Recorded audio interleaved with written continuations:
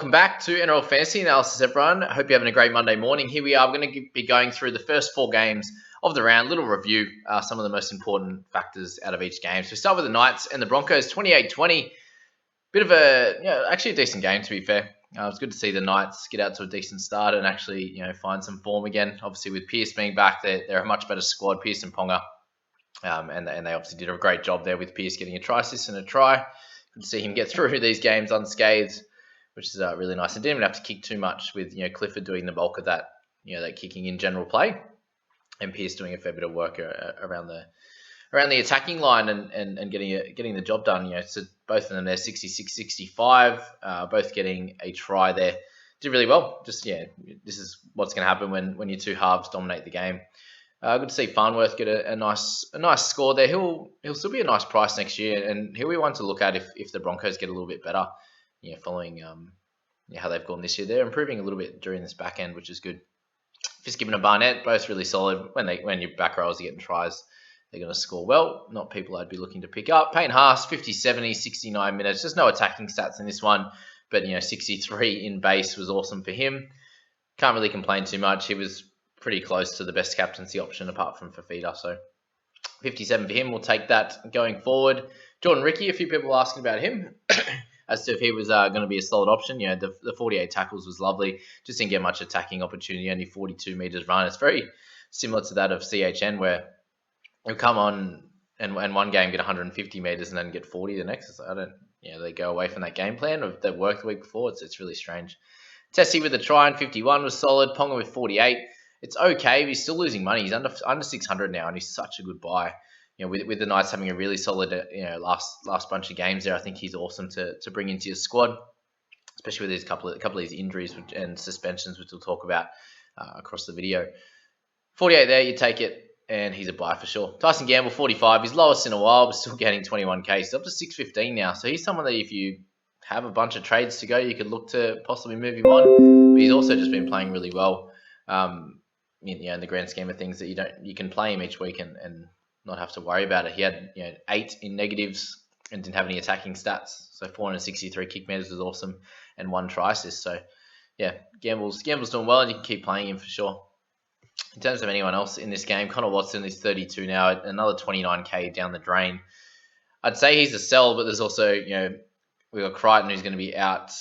We should be out. We got Reid Marnie, looks like he's gone for the year. So there's 2 that we need to get rid of first. I think Foggs has every chance that he doesn't play again. So Watson is someone you might just have to cop, the losses. And if you have to play him this week or next week or, random weeks in amongst it, then you're going to have to. But other than that, you don't really want to be playing him at the moment. Just, again, no real attacking stats, which is, not what he's used to, I suppose. So you could always wait on him and, he'll go back to that 50 average that he's got. But I wouldn't be banking on it each week, let's say.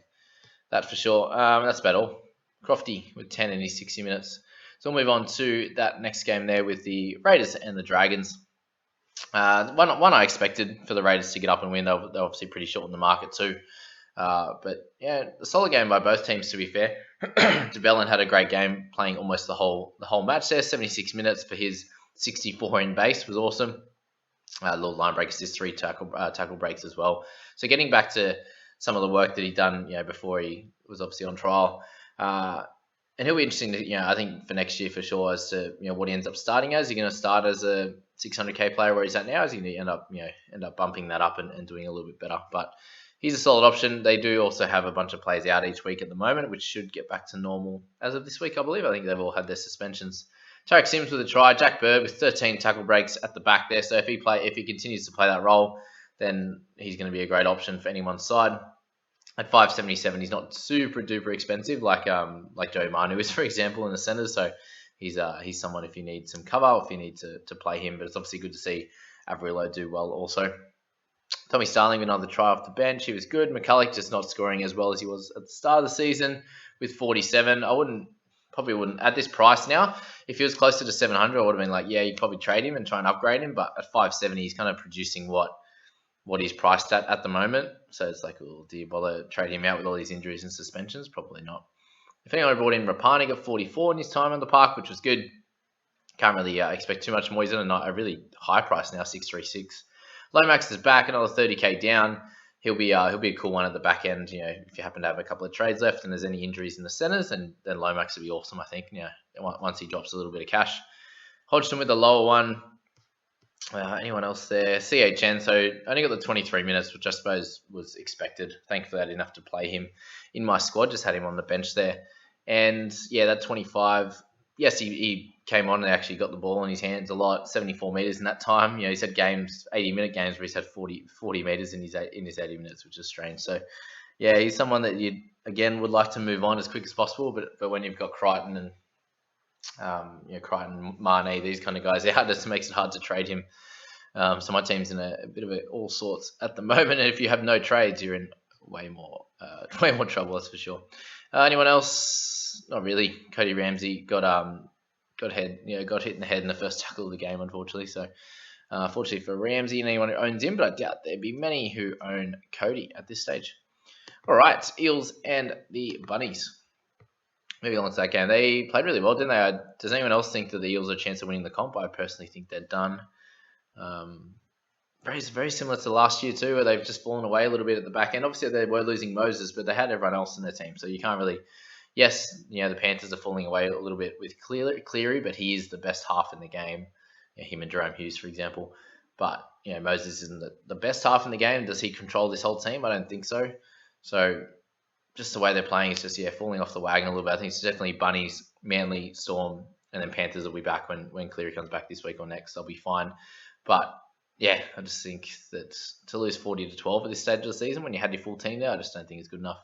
Mansell with a couple of tries, good to see him getting out there and still having a nice average. No matter where he plays, obviously in the Bunny side, that's going to be more helpful to him. But yeah, that was cool. Murray was 70 in his 69 minutes, so another try to add to his tally. 46 in base, only 4 in the negative. So really happy with that pickup for our people's squad. That really helped us along. Reynolds with 8 goals and a line break to go along with all his base there with no negatives. Was really good. 66 points in total for him. Really good. Madison 64 in his 71 minutes. Again, no negatives. 96 metres, 38 tackles, a couple of turnover tackles. Just awesome for him. He's up over 700k now, so I'm very glad I did not move him on. But I do know Lucy Leilua had a big one as well. So that's that. Gags with 60 if you own him in the centres. Awesome. Cook with 58 you're happy with. So really, high scoring game. With a lot of points in it, you wouldn't expect there to be that many players over 50, especially through the middle. But yeah, Cook did plenty of work. Moses was solid with a line break, the try assist. 654 kick meters as your winner there with a couple of forced dropouts. So great game from Moses. Papali'i with 55. You take that every day of the week. 59 in base to get 55. It isn't as good, but this time he didn't get as many attacking stats. Cody Walker, just another solid one. Reid Mane looks like he's out for the year with that shoulder. He's redone the shoulder again. Sad scenes when he was basically crying there on the sideline. He just knew that it was gone. I don't think that. I think that's the other reason why they're not much chance of winning this season is if Reid's gone. He's a big part of what they do. So if you're like me and you brought him in this week, then you're really excited that he's out. Not. Latrell, 43. He was good. Suppose he didn't have to do too much. This happens a little bit. 2 try assists, 3 tackle breaks, 25 metres, nothing too special. He was okay. Dylan Brown with the lower one. Gutho with 23 kind of hurts. He has been averaging 54, so you take the good with the bad with him. And that's it. Let's go to the last one, guys. Warriors and the Sharks. So very interesting game, this one, and led by a couple of the back rowers in the Warriors with Curran and also Ewan Aiken, who got a try. But Joshy Curran was in absolutely everything. 1 try assist, 2 line break assists, 57 in base there, 6 tackle breaks, 4 offloads. He was enormous. And if he could continue that spot on the edge for 80 minutes, we already knew when we were first picking him up that 10 or so weeks ago that he was going to be a beast there. He was averaging over 50 in that 80-minute role. So if he can continue that going forward, then he's going to be a cool pickup. At 563 is a little bit of a discount. And you'd imagine that he's going to play there. If he's playing that well, there's no point in moving him on. And they have got 2 wins in a row, which is incredible to them. Unlucky to any Sharks fans, it was a bit of a tough loss. They just didn't play very well, did they? Will Kennedy was really good. I think he's had a really nice year. Up only 106k, which is interesting. Just having that negative game and a few of the low ones there is hurtful to his overall average. But I think he's been a shining light for the Sharks players, the Sharks squad this year. As we spoke about Ewan Aiken, obviously another great game. Would have had a a 50 or just under 50 game in the 80 minutes if he didn't get that try. It's sort of a couple of poor efforts in defence to let him get through. But yeah, all power to him. 50k in rises. If he continues holding that spot, he's going to be very much worth it. He's going to make a fair bit of cash and get somewhere around that 45 to 50 average, which is that enough for a centre? Of course it is. Ramian, 61, and again showing why he's such an awesome option. Really, all was in base, 24 tackles, 180 metres, 7 tackle breaks. He was awesome. Fiddle Blake with 57, so good to see him back in the winner's circle there after a week off. Reece Walsh, 53, you take that. A couple of line breaks and a try. He gets his kick meters too, so it all adds up. We take that for short from him there. Matty Lodge was awesome. 4 tackle breaks, 6 offloads. I think he's really improving as a player this year. I think he's stepped up more than last. Even having that injury at the start of the season, he's been really, really good. Kind of Tracy solid in the 6 role. Trindle, a lot of people brought him in, 46 without anything special. 2 goals, no attacking stats. You take that every day of the week. 46 plus, another 61k in the bank. Adding to your team value there. If we're talking anyone else, Sirenen there playing middle role as well, 48 minutes, wasn't too much. It's good to see Harris Tavita back. He's a really nice player, isn't he? I think he's going to blossom into a really good first grader. Tony Nikarima off the bench, I think it's working okay. Obviously 31 tackles there. Just no running. I think he's going to really bump that up. I don't know what the theory is there, that he's not, he's the best runner in their team now that RTS has gone and not running the ball. So, hey, they're still winning. I can't really say much, can I? Then you got Chambers. How good was he getting Kane Evans offside? That's for sure. What are the negatives on Kane there? Neg 8 in penalties, neg 10 in 2 sin bins, two missed tackles and two errors there. So he had a beautiful game there to get 1 in his 30 minutes on the park. So full on. But and then 3 minutes from Metcalf. Don't know why they put him on so late. Surely some fresh legs would help them. But that's it. That's the 4 guys. We'll go through the next 4 in the next video. I hope that really helped. Just a little bit of an update as to where players are at, what you should be doing with them going forward. So, I hope you enjoyed that. We'll catch you in the next one, team. See you later.